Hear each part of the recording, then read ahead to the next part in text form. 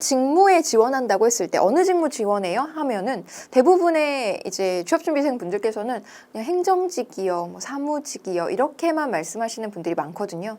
그런데 사무직이라고 하는 말처럼 넓고 추상적인 표현이 어디 있겠어요? 사무직, 그냥 앉아서 하는 일은 다 사무직인 거잖아요. 사무직 아닌 일이 없는 거죠, 사실상. 그래서 어떤 공장에서 라인에서 일하고 있는 상황이라던가 아니면 현장 근무가 아니면 그냥 다 사무직인 거잖아요. 그래서 여러분들이 지원하는 직무를 그냥 사무직이라고만 보시면 절대 안 됩니다. 사무직이라고 하는 건 아무 말도 아닌 거예요. 아무런 의미도 표현하고 있지 않은 것이기 때문에 그 구체적인 직무들을 여러분들이 꼭 눈여겨보실 필요가 있는데, 이것은 사실상 채용 페이지에 나와 있는 직무 기술서를 참고하시면 여러분들이 하나하나 다 확인하실 수 있습니다. 제가 일단 이렇게 여러분들한테 제시해 드리고 있기는 한데요. 사무직은 경영사무, 재무회계 그리고 사업관리로 다시 나누어집니다. 여러분도 이미 확인하셨겠지만요. 그런데 제가 드리고 싶은 말씀은 이거예요. 경영사무를 한다. 경영사무에 지원한다. 그러면 경영기획, 경영평가, 기업홍보, 총무, 자산관리, 인사, 노무관리, 사무행정, 이게 한 사람이 할 수 있는 일이 아니고요. 그렇죠? 그다음에 한 팀이 할 수 있는 일도 아닙니다. 그리고 여러분들이 국민연금공단에 들어가시게 되면 이 중에 어떤 일을 하시게 되는 거죠. 따라서 그냥 경영사무 이러면 너무 막연해요. 이것 또한 사무직 하면 더 막연하고요. 경영사무 이래도 막연한 상황이잖아요. 그래서 이 중에 어떤 일을 한다라고 여러분들이 콕 찍어서 생각한 채로 쓰셔도 됩니다. 그래서 뭔가 내가 두루두루 거기 순환보직이라서 다 알아야 돼. 아니요, 그렇지 않습니다. 이 모든 것을 다 잘하는 사람을 뽑을 수 있다고 이미 그들이 생각하고 있지 않아요. 그러니 걱정하지 마시고 여러분들이 이 중에 어떤 하나를 내가 수행해낸다라고 가정하시고 가장 자신 있는 것, 가장 어떤 관련된 경험이 많은 것, 가장 공부한 내용이 많은 것을 여러분들이 골라서 그 중에 하나를 내가 수행한다라고 생각하시고 그것에 포커스를 두고 자기소개서 작성하시는 것이 훨씬 더 그 구체성 측면에서 더 좋은 전략이 될 수 있다는 점 말씀드릴게요. 재무회계 역시 마찬가지죠. 예산, 자금, 회계감사, 세무 이거 한 사람이 할 수 있는 거 아니고요.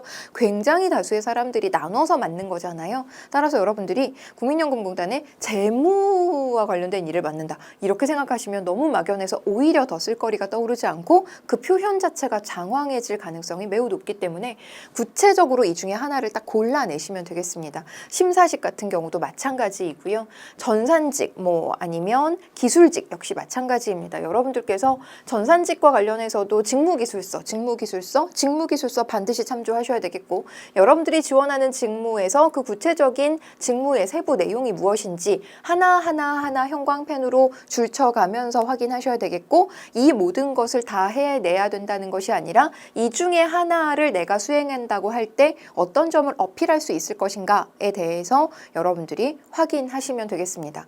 한 가지 더 말씀드리면, 각각의 업무들을 여러분들이 세부적으로 생각하셔라. 이 중에 하나만 한다고 생각하셔라. 다 한다고 생각하지 마시고 하나만 한다고 생각하셔라. 그럼 내가 그 하나를 어떻게 잘할 수 있는지에 대해서 결국 어필하셔야 될 텐데요. 이와 관련해서 내가 어떤 자랑할 수 있는 것은 관련된 과목을 들었는데 A+가 나온 거 이 정도밖에는 사실은 어필할 만한 게 없죠. 그냥 일반적으로 학교 생활 웬만큼 하고 취업 준비 좀 한 사람들이 뭐 그렇게 대단하게 직무와 관련해서 실질적이고 실제적인 경험을 많이 해봤겠어요. 이런 일은 사실 현실에서는 거의 불가능한 상황이고요.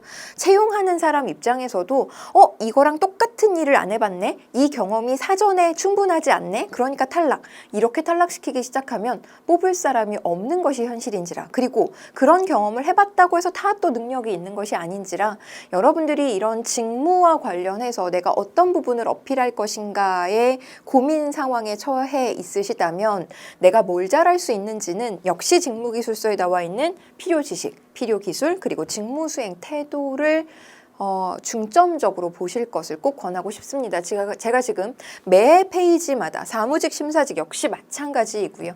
전산직 마찬가지이고요. 기술직 역시 마찬가지입니다. 여러분들이 무엇을 강조하고 내가 뭘 잘한다고 쓸 것이며 앞으로는 어떤 점을 더 많이 공부하겠다고 각오를 제시할 것인지는 그냥 막연하게 기술직 요거만 딱 놓고 생각하기 시작하면 한도 끝도 없으니, 이들이 지금 필요하다고 생각하는 필요 지식, 필요 기술, 직무 수행 태도라고 하는 측면에서 여러분들이 골라서 골라서 타겟을 잡아서 그 부분을 강조하는, 더 줄여서 범주를 축소하는 방식으로 계획을 세우실 것을 꼭 권하고 싶습니다. 필요 지식 같은 것이야말로 뭐 이미 그 지식을 쌓지 않았다면 이제 와서 새롭게 앞으로 배울 거다 이런 얘기는 사실 쉽지 않죠. 예, 쉽지 않을 겁니다. 저는 얼마든지 가능한 이야기라고 생각하긴 하는데요. 그동안 이와 관련된 어떤 것들을 배워왔는데 딱 필요한 그 지식은 내가 어떻게 배울 계획이다. 이런 식의 접근이 가능할 수 있을 것 같은데 대부분의 취업준비생분들은 그런 정도로는 굉장히 부족하다고 여기시고 자신 없는 태도가 막 글에 드러나기 때문에 필요 지식은 그동안 쌓은 게 있다면 그 부분에 초점을 맞추셔야 되겠고 필요 기술 역시 여러분들이 그 이와 관련된 그 어떤 것이어도 좋으니 조금 더 확장시키셔서 관련된 지식들 내가 만약에 프로그래밍 언어를 배웠다 그러면 A라는 언어를 배웠는데 여기서 지금 원하는 필요 기술이 B라는 언어다. 그래도 상관없어요. 나는 프로그래밍 언어를 배운 경험이 있는 것이죠. 그래서 그러한 기술들, 프로그래밍을 할 수 있는 기술이라는 조금 더 확장된 표현을 통해서 얼마든지 커버 가능하다. 다만 그것이 분명하게도 직무기술서에 제시되어 있는 워딩으로 드러나야 된다라는 점을 강조해서 말씀드립니다. 여러분들이 가장 손쉽게 그리고 가장 보편적으로 접근할 수 있는 것은 바로 이 직무 수행 태도가 될 겁니다.